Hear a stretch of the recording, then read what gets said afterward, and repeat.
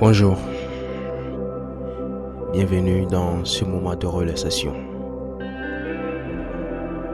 Je t'invite à te relâcher, à te détendre pour entrer dans la présence du Dieu vivant. En effet, par le sacrifice du Christ, tu es désormais sous la grâce du Père. Je t'invite donc à te poser et lire ensemble la parole de Dieu, tout en méditant sur sa grâce infinie.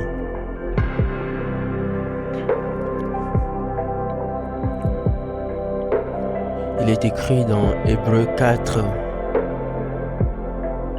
verset 16, qui t'invite auprès du Père avec quiétude en ceci.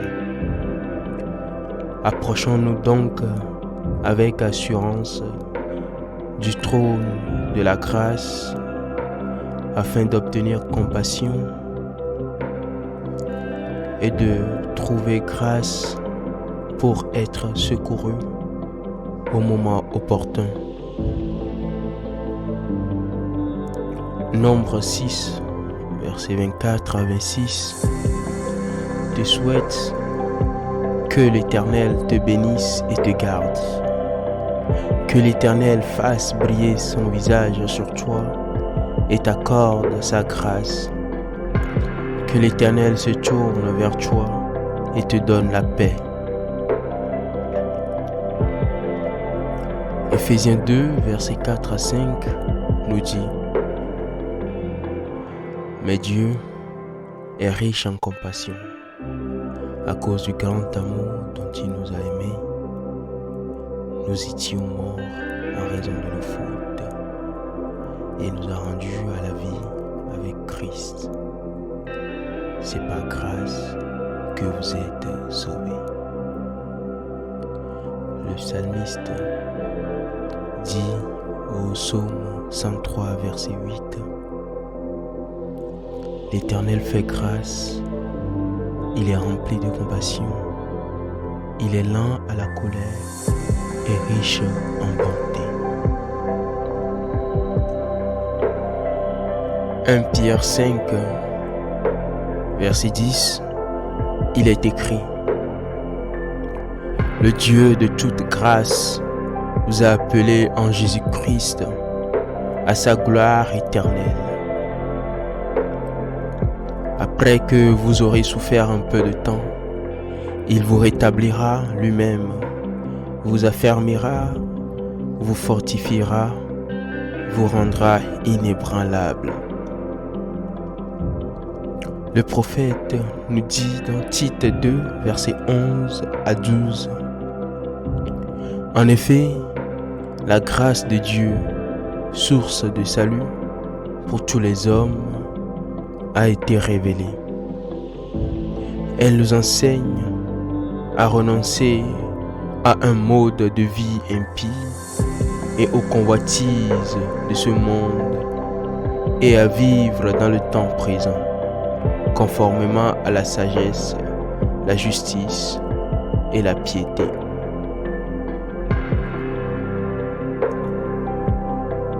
De Timothée 1, verset 9, nous rappelle qu'il nous a sauvés et nous a adressé un saint appel. Et il ne l'a pas fait à cause de nos œuvres, mais à cause de son propre plan et de sa grâce qui nous a été accordée en Jésus-Christ de toute éternité. Le prophète Isaïe nous dit dans Isaïe 30, verset 18: Cependant, l'Éternel n'attend que le moment de vous faire grâce. C'est pourquoi il se lèvera pour manifester sa compassion. En effet, l'Éternel est un Dieu d'équité. Heureux tous ceux qui comptent sur lui. Dans Romains 6, verset 14, il est écrit: en effet, le péché n'aura pas de pouvoir sur vous, puisque vous n'êtes plus sous la loi, mais sous la grâce.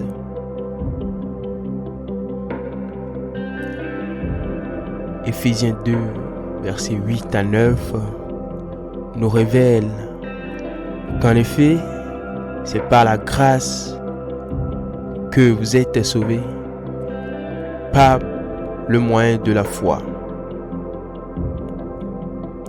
Et cela ne vient pas de vous, c'est le don de Dieu. Ce n'est pas par les œuvres, afin que personne ne puisse se vanter.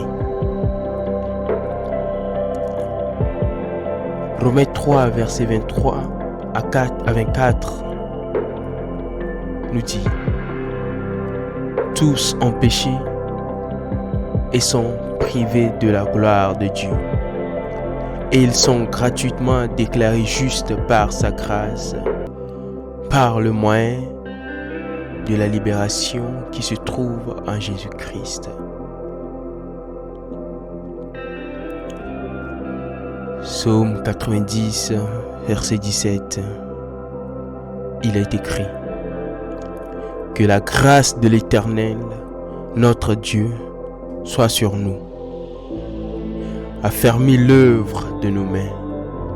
Oui, affermis l'œuvre de nos mains.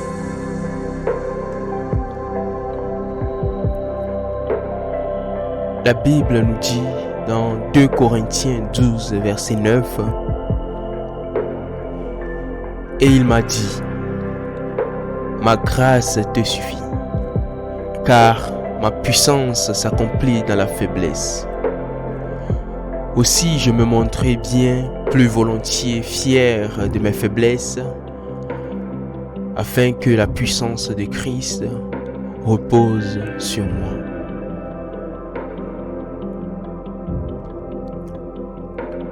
Je t'invite à déclarer sur ta vie, comme au psaume 23, verset 6, en disant: oui, le bonheur et la grâce m'accompagneront tous les jours de ma vie, et je reviendrai dans la maison de l'Éternel jusqu'à la fin de mes jours.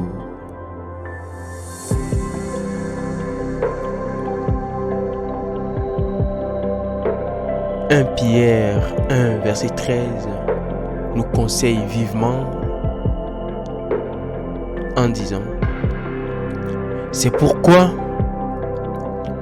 tenez votre intelligence en éveil, soyez sobre et mettez toute votre espérance dans la grâce qui vous sera apportée lorsque Jésus-Christ apparaîtra.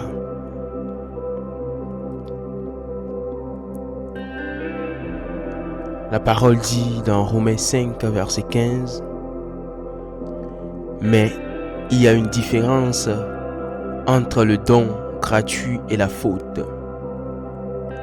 En effet, si beaucoup sont morts par la faute d'un seul, la grâce de Dieu et le don de la grâce qui vient d'un seul homme, Jésus-Christ, ont bien plus abondamment été déversés sur beaucoup.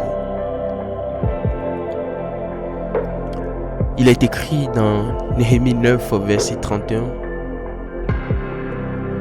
dans ta grande compassion, cependant, tu ne les as pas exterminés et tu ne les as pas abandonnés, car tu es un Dieu de grâce et de compassion. Ainsi, Galates 2, verset 21 nous rappelle que je ne regrette pas la grâce de Dieu. En effet, si la justice s'obtient par la loi, alors Christ est mort pour rien. Joël 2, verset 13 nous interpelle en ces mots: déchirez votre cœur et non vos habits. Et revenez à l'Éternel, votre Dieu, car il fait grâce, il est rempli de compassion, lent à la colère et riche en bonté. Et il regrette le mal qu'il envoie.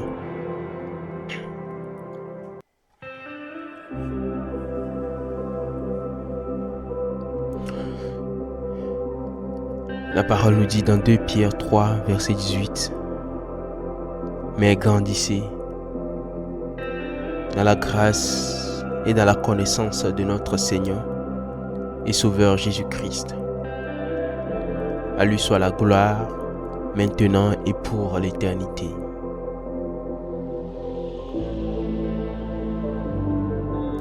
Prions.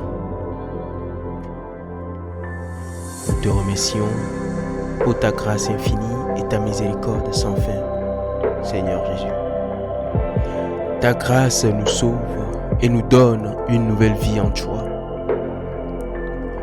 Nous te demandons de nous aider à comprendre la profondeur de ta grâce et te l'intégrer dans nos vies. Aide-nous à accepter ton amour inconditionnel et à vivre en reconnaissance de ton sacrifice sur la croix.